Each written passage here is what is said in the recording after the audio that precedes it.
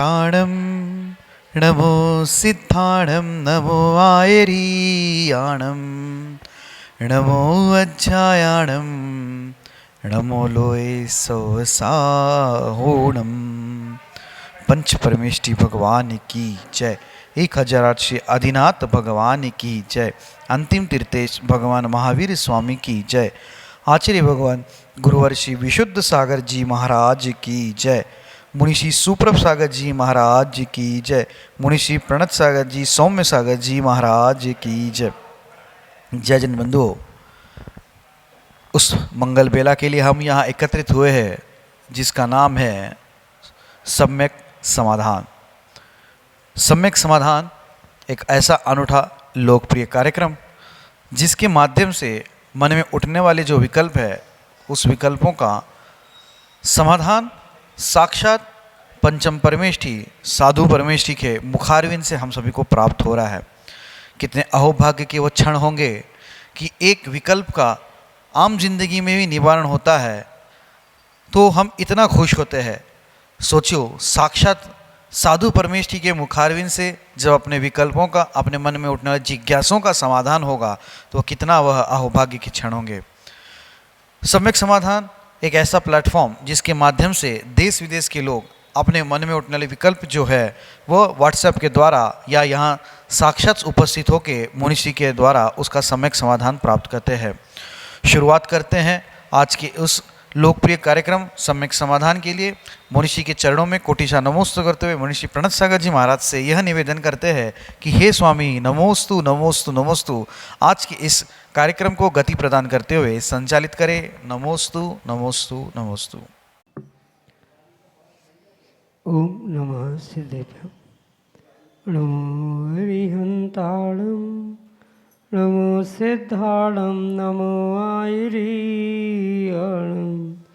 नमो अज्जायाणं नमो लोय सवसाहोणम।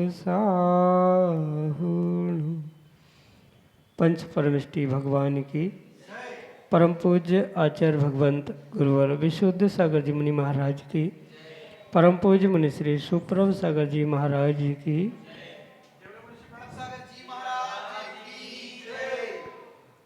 समीचीन विकल्पों का सम्यक समाधान, सम्यक ज्ञान की वह अनूठी विधा जो निश्चित ही हमारे ज्ञान को सम्यक रूपी दीप से आलोकित करने वाली है। क्योंकि निर्विकल्प मन अनेक विपदाओं का आधार है, तो निर्विकल्प मन ही हमारे लिए उन निराकुलता की ओर ले जाने वाला है। ऐसे उस वास्तविक सुख की प्राप्ति का एकमात्र कार्यकारी उपाय समीचीन विकल्पों का सम्यक समाधान, जो कि हम सभी प्रतिदिन परम पूज्य मुनि श्री सुप्रभ सागर जी महाराज के मुखारविंद से प्राप्त कर रहे हैं। प्रारंभ करते हैं आज का सम्यक समाधान। और आज के पहले विकल्प के लिए मुंबई महाराष्ट्र से चेतन प्रकाश जैन परम पूज्य मुनि श्री के शरीर चरणों में बारंबार नमोस्तु निवेदन करते हुए अपना समीचीन विकल्प रख रहे हैं कि महाराज जी, हमारे मंदिर में प्रातःकाल की वेला में अभिषेक विधि करते हैं और एक थाली में अष्टद्रव्य लगाया जाता है। उसी में से पहले 10 दिशाओं में इंद्र को आवाहन के लिए अर्घ चढ़ाते हैं, फिर बाद में उसी से बचे हुए द्रव्य से भगवान को भी अर्घ चढ़ाते हैं। तो यह सही है क्या? हमारे समीचीन विकल्प का सम्यक समाधान करने की अनुकंपा करें। नमोस्तु महाराज जी, नमोस्तु। ओम नमः सिद्धम।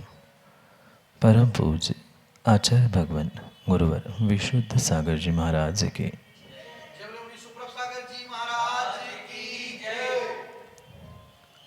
जो कुछ प्रांतों में भगवान के अभिषेक पूजन के पूर्व 10 दिक्पालों को आह्वान करते हो उनको जो अर्घ्य समर्पित किया जाता है वह द्रव्य पूर्ण रूप से तीर्थंकर भगवान को पूजन अभिषेक के निमित्त से अर्घ्य चढ़ाने में उपयोगी स्वीकार की जा सकती, क्योंकि द्रव्य जब तक मंत्रों के साथ समर्पित विसर्जित नहीं की जाती तब तक वह किसी भी प्रकार से निर्माल्य नहीं कहा जा सकता। सीधी सी बात है, जैसे घर में बनाया हुआ भोजन, उस बनाए हुए भोजन के बर्तन में से आप चाहे वृद्ध को भोजन करा दो, बच्चों को भोजन करा दो, उनके थाली में जो पहुंचा है वही उनका भोजन है, वही उनका अन्न है। जो बर्तन में है वह तो घर का ही या सामूहिक ही बना हुआ भोजन। उसी प्रकार से जो द्रव्य उन दिक्पालों को 10 दिशाओं में अर्घ्य समर्पित करते हुए चढ़ाया गया है वह उनका द्रव्य है। वह बचा हुआ कोई निर्माल्य नहीं है, और निर्माल्य नहीं है तो उसे भगवान को चढ़ाने में भी दोष नहीं है, क्योंकि वह कोई नियोजित करके बनाया नहीं गया है कि इनके लिए ही हम द्रव्य शुद्ध कर रहे हैं, द्रव्य की थाली लगा रहे हैं। द्रव्य तो सामान्य रूप से प्राशुक किया जाता है, थाली भी सामान्य रूप से ही बनाई जाती है, और उसमें से जो जैसी चढ़ाने वाले की इच्छा है उस प्रकार से चढ़ाया जा सके। अगर ऐसा विचार और ऐसा विकल्प आप करो तो फिर अरिहंत भगवान की पूजा के लिए बनाई गई द्रव्य, सजाई गई थाली, आप गुरु की और जिनवाणी की पूजा उससे कैसे कर सकते हैं? या गुरु के लिए अगर आपने द्रव्य सजाई है तो अरिहंतों को लिए उससे कैसे बची हुई द्रव्य से चढ़ा सकते? ये बहुत विवेक के साथ हमें इन क्रियाओं को समझने की आवश्यकता है। ये क्रियाएं उलझने के लिए नहीं, अपितु हमारे भावों को और अपने आप को सुलझाने के लिए बनाई गई। ये परम सत्य है। कुछ प्रांतों में ये जो व्यवस्था की जाती है 10 दिशाओं में दिक्पालों को आह्वान कर लेना, और वही द्रव्य पुनः तीर्थंकर, भगवान, गुरु, जिनवाणी आदि के निमित्त से समर्पित की जा रही है, उसमें न निर्माल्य का दोष आ रहा है, न वह द्रव्य उन दिक्पालों के लिए बनाई गई थी। मात्र जितना पुंज उस थाली से उठा के मंत्रों के साथ विसर्जित किया है, चढ़ाया गया है, मात्र वही उनका है। बाकी वह सामूहिक रूप से द्रव्य है। उसमें से आप देव, शास्त्र, गुरु, पंच परमेष्ठी, फिर सिद्धों की पूजा करनी है, और पहले हमने आचार उपाध्यायों का अर्घ्य माना कि चढ़ा दिया कि वो सामने थे, क्योंकि कई बार होता है अभिषेक शांतिधारा के उपरांत मुनिराज पहुंचने पर उनको अर्घ्य चढ़ा दिया, और फिर मुनिराज की पूजा के बाद बचा हुआ द्रव्य, ये शब्द भी आपका उचित नहीं है। बचा हुआ द्रव्य वह बचा हुआ द्रव्य नहीं है, अपितु सामूहिक रूप से उन सभी के लिए ही बनाया गया द्रव्य है, पंच परमेष्ठी आदि के निमित्त से। वैसे ही उसमें से कुछ भाग दिक्पालों को भेंट कर दिया, अन्य किसी स्थानों में दे दिया, या माना कि कुछ द्रव्य चढ़ाते चढ़ाते नीचे गिर गया, तो वो नीचे गिरा हुआ से बचा हुआ, ऐसा सोच रखना, ऐसा विचार करना उचित नहीं है। ये मंत्रों के द्वारा चढ़ाया गया, समर्पित किया गया ही द्रव्य वहाँ निर्माल्य के कोटि में आता है। जिस थाली से चढ़ाया गया है, या मुनिराजों को भी जिस थाली, जिस बर्तन से चलाया गया द्रव्य है, सामग्री है, वह पूरी थाली झूठी नहीं हुई है, वह बचा हुआ द्रव्य नहीं कहलाता। बचा हुआ द्रव्य तब कहलाता, या झूठा द्रव्य तब कहलाता जब उनके अंजलि से कुछ निकला हो, झूठा हो। वह किसी भी प्रकार से चढ़ाने के बाद, यानी दिक्पालों को द्रव्य विसर्जन करने के बाद, उनको चढ़ाने के बाद वह बचा हुआ नहीं कहेगा, निर्माल्य नहीं कहेगा। वह तो अरिहंतों की ही पूजा के लिए किया गया है। पर अरिहंत के पहले, जैसे किसी ऑफिस में पहुंचने से पहले, बॉस मैनेजर से मिलने के पहले, पूर्व में कुछ लोगों के पास मिलते हुए, उनको उनका सम्मान करते हुए अंदर तक पहुंचना पड़ता है। ऐसी ही व्यवस्था है। देवों को आह्वान करते हुए आप भी हमारे साथ पूजा करने के लिए, भगवान का अभिषेक करने के लिए समाविष्ट हो, हमारे लिए सहयोग प्रदान करे, इसके लिए उनको वो भेंट दी गई है। वो कोई दीनहीन या ऐसे कोई गए बीते नहीं है कि उनके लिए द्रव्य दे दी तो हमारी द्रव्य अशुद्ध होगी, ये कहीं विचार ना करे। वह द्रव्य पहले भी प्राशुक की थी, तब से वह शुद्ध है, और भावों की शुद्धि के साथ ही इन कार्यों को करे। उन क्रियाओं में उलझकर अपने भावों की अशुद्धि ना करे। यही आपके लिए सम्यक समाधान। मयूर जैन विदिशा मध्य प्रदेश से अगले समीचीन विकल्प के लिए हमारे सामने। महाराज जी के चरणों में 3 बार नमोस्तु नमोस्तु नमोस्तु। महाराज श्री, हमारे जीवन में कुछ संकेतों को शुभ कहा जाता है, कुछ संकेतों को अशुभ कहा जाता है। जैसे बिल्ली का रास्ता काटना, छींक आना, कुत्ते का रोना, या शुभ संकेत जैसे गाय का दूध पीते हुए बछड़ा दिखना। तो ये वाकई में शुभ या अशुभ को संकेतित करते हैं। कृपया मार्गदर्शन करें। नमस्ते महाराज। जीव के जीवन में जो शुभाशुभ घटना या सुख दुख के दिन देखने में आते, कहीं ना कहीं ये पूर्ण रूप से जीव ने पूर्व में किए हुए सुकृत दुष्कृत, अच्छे बुरे कार्यों का ही फल जो कि कर्म के आश्रवबंध और उसके उदय आदि के निमित्त से हुआ करता है। पर इन कार्यों में कुछ ऐसे निमित्त भी सामने देखने में मिलते हैं जिस कारणों को अपशकुन, शुभ शकुन आदि के रूप में माना जाता है। ये जितने भी शकुन हैं, अपशकुन हो चाहे शुभ शकुन हो, वहाँ मात्र इनको एक संकेत के रूप में ही स्वीकार किया जाए, ना कि उन अपशकुन या शुभ शकुन से कुछ अच्छा बुरा होने वाला नहीं है। अभी तो ये परम सत्य समझना कि जो अच्छा बुरा होने वाला है उसके लिए कुछ संकेत रूप से ये शुभ या अशुभ रूप से शकुन घटते हुए देखने में आते। जैसे बिल्ली का रास्ता काट लेना सर्वथा ही वर्जित नहीं है, वह कौन से समय में, कौन सी दिशा में, कितनी डिग्री में, कहाँ से कहाँ तक भागी है, आप किस कार्य के लिए जा रहे हैं, उस पर यह निर्भर किया जाता है कि वह शुभ है कि अशुभ है।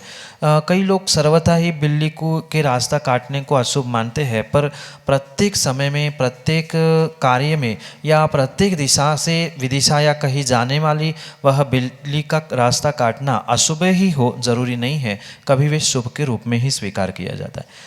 इतना ही नहीं, ऐसे बहुत सारे कार्य हैं जो आपके पुण्य पाप के अनुसार कहीं न कहीं आपके लिए शुभ भी और कहीं आपके लिए अशुभ के रूप में भी फलित होते। पर पुनः ये बात अवश्य समझे, इन कार्यों से आपके जीवन में अच्छा बुरा भला शुभ अशुभ होने वाला नहीं है, अपितु आपके जीवन में जो अच्छा बुरा होने वाला है, शुभ अशुभ होने वाला है, उसके लिए कि यह मात्र सांकेतिक निमित्त उपस्थित होता है कि अगर आप इनको समझते हुए अपने आप को संभाल सकते हो, अपने निमित्तों को, अपने उपादान को, अपने कार्य से कुछ ऐसा पुरुषार्थ करते हुए बचने का प्रयास कर सकते हो तो बच सकते हो।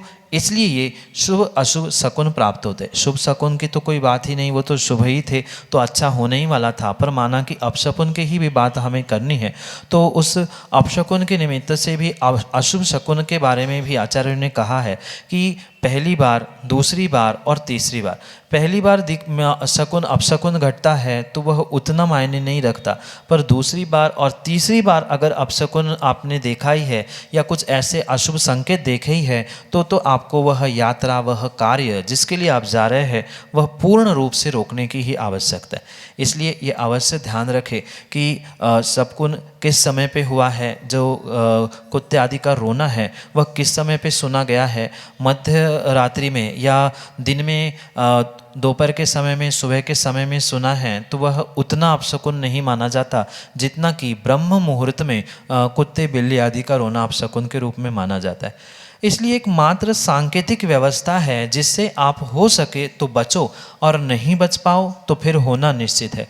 पद्म पुराण के निमित्त से अगर आपने कहानी आदि पढ़ी होगी या पद्म पुराण को पढ़ा होगा तो वहाँ शायद आपने पढ़ा होगा, सुना होगा कि वह रावण भी जब राम के साथ युद्ध करने के लिए जा रहा था, उसको भी एक नहीं, दो नहीं, तीन तीन लगातार अपशकुन मिलने के बाद भी वह इतना ज्ञानी पंडित होने पर भी वह उससे बचने का पुरुषार्थ नहीं कर पाया, क्योंकि उसे यही मान था, यही उसके घमंड थी कि मेरा कुछ नहीं बिगड़ने वाला, ये तो होते रहते।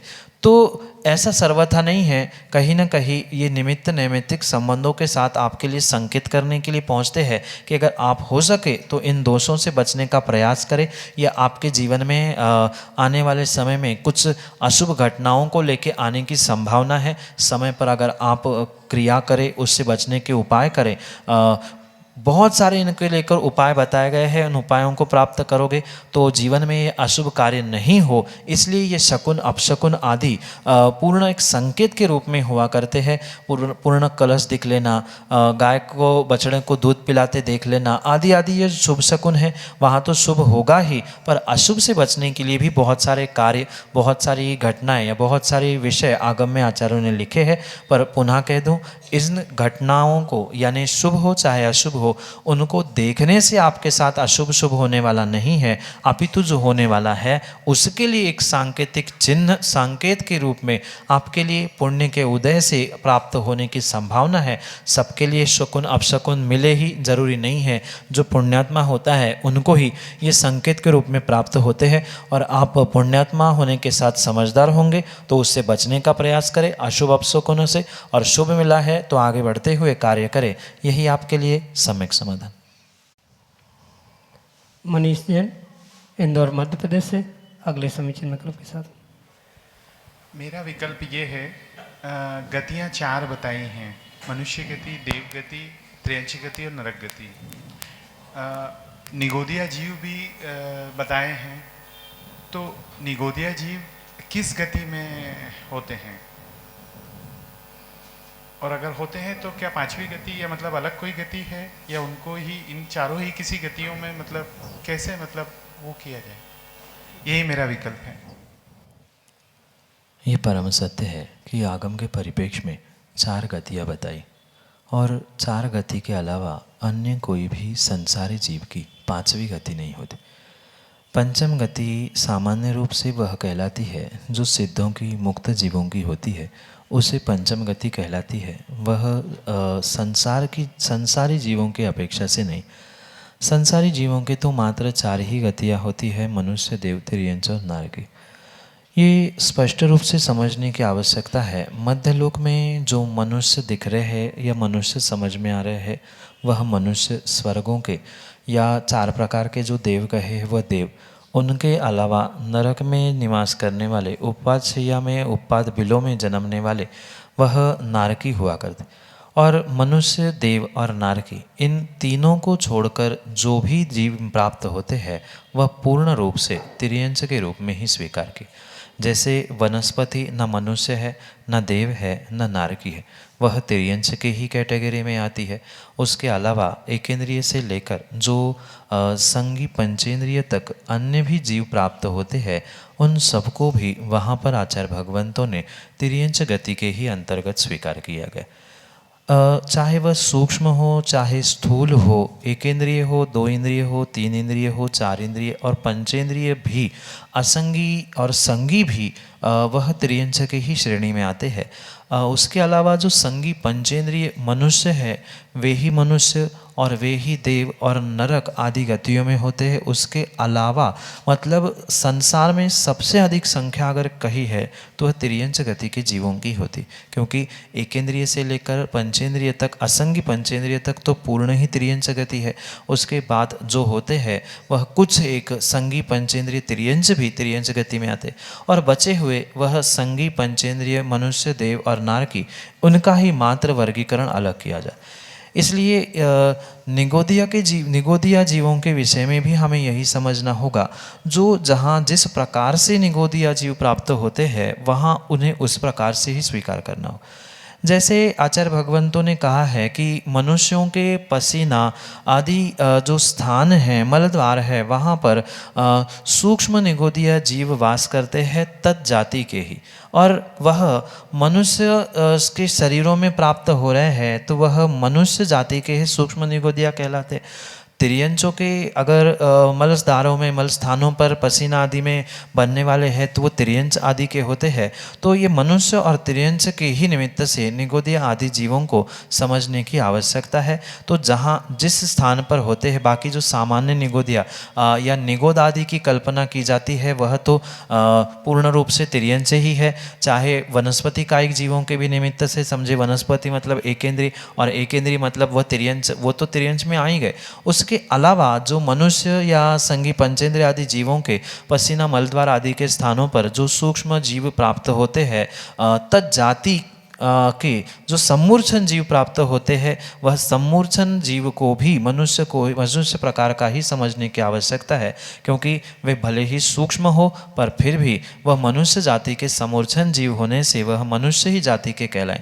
पर सामान्य रूप से जो निगोदिया जीवों की व्याख्या प्राप्त होती है, निगोद की हो या अन्य भी जो अनंत काय, वनस्पति कायक आदि के निमित्त से, वो तो तिर्यंच के ही श्रेणी में आते हैं। यही आपके लिए सम्यक समझ। अनंत वीर जैन, विदिशा मध्य प्रदेश से। अगले समीचीन विकल्प के लिए। नमोस्तु गुरुदेव, हम अपनी प्रिय वस्तु को छोड़ क्यों नहीं पाते? नमोस्तु। जो वस्तु आपके लिए बहुत प्रिय है, जिसके प्रति आप में बहुत राग या प्रीति है, वह वस्तु उस वस्तु के राग के कारण या आगम से समझे, हमारे धर्म से समझे तो उसके प्रति जो आपका मोह है, ममत्व है, मेरापना है कि ये वस्तु मेरी है, मेरे लिए लाई गई है, मैं इसका प्रयोग कर रहा हूँ, इस कारण से जो वह वस्तु प्रिय हुई है, उस प्रियता के कारण, अपनेपन के कारण ही आप उस वस्तु को छोड़ नहीं पाते। क्योंकि कहीं ना कहीं उस वस्तु के प्रति जो आपका राग है, चाहे वह वस्तु हो चाहे व्यक्ति हो, जो आपके भीतर उसके प्रति मेरापन है कि मेरे लिए है, मैं इसका मालिक हूँ, मैं इसे प्राप्त कर रहा हूँ, ये मेरा खिलौना है, ये मेरा भाई है, ये मेरा घर है, जो भी मेरापन उसमें लगा हुआ है, उसी के कारण से आप उस वस्तु को छोड़ नहीं पाते हो। जब आप उस वस्तु का उपयोग करते हुए आपको ये पता चल जाएगा कि अब ये मेरे काम की नहीं बची है, खिलौना जैसे टूट जाता है, गुब्बारा फूट जाता है, तब ये समझ में आता है कि अब तो मेरा काम का बचा ही नहीं है, ये मेरे कोई प्रयोग का नहीं है, उपयोग में नहीं लाया जा सकता। तो जैसे उसके प्रति प्रेम, उसके प्रति प्रीति, उसके प्रति राग आपका छूट जाता है, अपने आप उसको आप छोड़ने का प्रयास करते हो। इसलिए प्रिय वस्तु ही प्रिय होने के कारण से आप उसे छोड़ नहीं पाते, या उसके वस्तु के प्रति जो अपनापन, लगाव लगा है कि मेरी है, ये लगाव के कारण, अपनेपन के कारण ही आप अपने प्रिय और बहुत पसंद वाली वस्तु को नहीं छोड़ पाते। क्योंकि पसंद होना ही प्रियता का लक्षण है, प्रिय ही पसंद होने का लक्षण है। इसलिए ऐसी प्रिय और पसंद वस्तु को आप अपना मानते हो, और अपना मानने के कारण से जो व्यक्ति अपना मानता है वह उसे छोड़ना कठिनाई जाती है। इसलिए अपने वस्तु के प्रति जो आपका राग, ममत्व, ममता भाव है, वही आपका प्रेम और राग भाव ही आपको उस वस्तु से दूर नहीं होने दे रहा है। यही आपके लिए सम्यक समाधान। श्रीमती प्रीति जैन, भोपाल, मध्य प्रदेश से अगले समीचीन विकल्प के लिए। बच्चे बाह्य जगत से बहुत जल्दी आकर्षित हो जाते हैं। तो जैसे हम लोग तो बचपन में सिर्फ माता पिता को देखकर ही सीखे, उन्हें कह के नहीं सिखाना पड़ा। तो हम अपने बच्चों को कैसे संस्कार दें कि वो हमको देखकर सीखें, और बाहर दुनिया में कहीं भी जाएं तो वो बचपन के गहरे संस्कार उनको आगे बिगड़ने ना दें। तो आप मार्गदर्शन कीजिए, हमारा मार्गदर्शन कीजिए कि हम उनको कैसे सिखाएं। नमोस्तुते। माँ, ये तो परम सत्य है कि बच्चे मात्र सिखाने से नहीं सीखते, बच्चे दिखाने से या देखने से ही अधिक सीखते। आप ही नहीं, अपितु वर्तमान के भी बच्चे, आप जितना अच्छा व्यवहार करना दिखाओगे, उतने ही अच्छे व्यवहार संस्कारों को वह अपने जीवन में धारण कर। आप कितना ही उनको समझाने का प्रयास करना कि बेटा ऐसा नहीं करना, ऐसा करने से ये होता है, वह आपकी बातों को नहीं मानेंगे। अपितु अगर ऐसे विपरीत कार्यों को आप नहीं करते हैं, परिवार के कोई सदस्य नहीं करता है, और फिर आप कहो कि देखो बेटा ये गलत बात है तो उन्होंने नहीं की, ये गलत बात थी तो हमने नहीं की, सबसे अच्छा काम हमने ये किया, ये जताते हुए, अगर उनको दिखाते हुए, जताते हुए कार्य करोगे तो नियम से वह आपकी संस्कारों से अपने आप को मजबूत करते हुए आगे जीवन में उन्नति का मार्ग प्राप्त कर सकते। इसलिए सबसे पहले उनको समझाने की जगह, उनको कुछ कहने की जगह, पहले उन कार्यों को आप यानी माता पिता अगर करके दिखाएंगे तो उनको सिखाने की, समझाने की आवश्यकता नहीं होती। बहुत सारे माता पिता ये चाहते हैं कि बच्चे प्रतिदिन मंदिर जाए, अभिषेक करे, पूजा करे, और माँ बाप ही नहीं पहुँचते तो आप कितना ही उनको कोरा लेक्चर देते रहना, वे कभी अपने जीवन में उन संस्कारों को प्राप्त नहीं कर सकते। इसलिए बाह्य जगत ही क्या, वह जो उनको दिखता है, बार बार दिखता है, आज की बच्चे और आज के नहीं प्रति समय के बच्चे उसके प्रति स्वाभाविक रूप से आकर्षित होते। जैसे टीवी आदि के माध्यम से जो एडवर्टाइजमेंट होती है, रोज़ रोज़ सुबह शाम दोपहर वही एडवर्टाइजमेंट देखने से स्वाभाविक रूप से व्यक्ति को लगता है कि एक आध बार तो ये खरीद के देख ही ले कि कैसा है, इतना ये कह रहे हैं तो अच्छी हो सकती है। तो ऐसा ही कभी कभार आपकी बार बार हैमरिंग करके दिखाने से, कहने मात्र से नहीं, कहने से हो सकता है कि वो टूट भी सकते हैं, बिखर भी सकते हैं, बार बार क्यों टोका जाता है। पर आपका वही रिपीट कार्य करने से, अच्छे कार्य करने से हो सकता है कि आप कर रहे कि माता पिता या घर वाले बड़े लोग, बुजुर्ग लोग इतना सारा कर सकते हैं, इतनी बार करते, रोज करते, तो हम भी तो अच्छा कर सकते, हम भी क्यों ना करें। ऐसे संस्कार उनके मन में, बाल मन में बहुत दृढ़ संस्कार को प्राप्त करने वाले हो सकते। क्योंकि ये ये विज्ञान और वर्तमान का साइंस भी कहता है कि जो आँखों से देखकर ग्रहण किया जाता है, ग्रास्प किया जाता है, वह लंबे समय तक रहता है, वह कानों से और अन्य इंद्रियों से ग्रहण करने की अपेक्षा से। इसलिए पढ़ाई लिखाई भी जो स्वयं के हाथों से लिखकर फिर उसे ग्रास्प किया जाता है, वह लंबे समय तक याद रहती है। ऐसे जीवन के संस्कार भी आपको दिखाते हुए ही उनको वो जीवन में उतारवाने का प्रयास करने की आवश्यकता है, तभी वे मजबूती से उसे प्राप्त करते हुए आने वाले विकट समय में उन संस्कारों से दूर नहीं हो सकते। इसलिए मैं पुनः आपसे कह दूं, बच्चों को जो भी आप सिखाना चाहते हो वह मात्र शब्दों से ना सिखाए, उसे जीवन में अपने स्वयं के जीवन में उतार कर अपने जीवन की कहानियों को, उन घटनाओं को सुनाते हुए कि हम जब थे तब हमने ऐसा किया था, हमारे साथ ऐसा हुआ था, हमने इतनी विषमता में भी हमने मंदिर का दर्शन नहीं छोड़ा था, यहाँ भोजन करने की व्यवस्था नहीं तो तुम्हारे पिताजी ने बिना भोजन के भी सब कुछ प्राप्त कर लिया था, आदि बहुत सारी बातों को उनको समझाते हुए आप उनको अच्छा मार्गदर्शन कर सकते हो। और इन घटनाओं को वो हमेशा याद रखता है कि हमारे पिता ने ऐसा किया था, माँ ने ऐसा किया था, फिर मैं उनकी संतान हूँ तो हमें भी ऐसा ही करना चाहिए। ऐसा सोचते हुए नियम सेवा अपने जीवन में अच्छाई को प्राप्त करेंगे और यही संस्कार जो आपने दिखाते हुए उनको सिखाया है वह उनके लिए हमेशा के लिए मजबूती के साथ आने वाले समय में अच्छा सदस्य या अच्छा व्यक्ति बनने के लिए कार्यकारी साधन बन सकते हैं। यही आपके लिए सम्यक समाधान। जय जन बंधु, हम सभी लाभ ले रहे थे लोकप्रिय कार्यक्रम सम्यक समाधान का।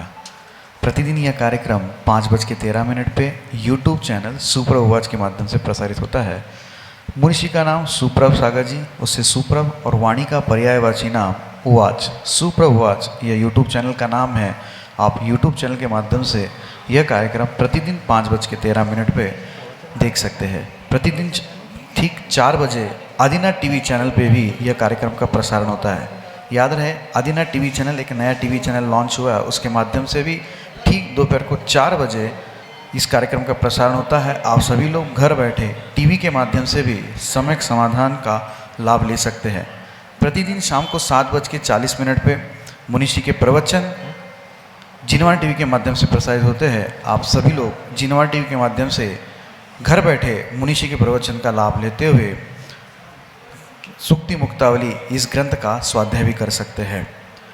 प्रतिदिन 2:30 पे आदिनाथ टीवी चैनल के माध्यम से भी मुनिषी के प्रवचन प्रसारित होते हैं। आप सभी लोग घर बैठे टीवी के माध्यम से, आदिनाथ टीवी चैनल के माध्यम से मुनिषी के प्रवचन का लाभ ले सकते हैं। अगर आप इस कार्यक्रम से जुड़ना चाहते हो और कार्यक्रम के माध्यम से अपने विकल्पों का सम्यक समाधान प्राप्त करना चाहते हो तो नीचे पट्टी पे, स्क्रॉल पे या डिस्प्ले पे हमारे नंबर चल रहे हैं, उसके माध्यम से आप हम तक संपर्क करते हुए अपने विकल्प भेज सकते हैं। आपकी सुविधा के लिए मैं नंबर दोहराता हूँ, 8707548811। यह व्हाट्सएप का नंबर है। इस व्हाट्सएप के नंबर पे अपना विकल्प आप व्हाट्सएप कर सकते हैं और उस विकल्पों को एकत्रित करके मुनिषी तक पहुँचाते हुए उस विकल्पों का सम्यक समाधान हम सभी लोग प्राप्त कर सकते हैं। आज के लिए इतना ही। मुनिषी के चरणों में कोटिशा नमोस्तु करते हुए आज के सम्यक समाधान कार्यक्रम को यहीं पे विराम देते हैं। नमोस्तु नमोस्तु नमोस्तु। नमो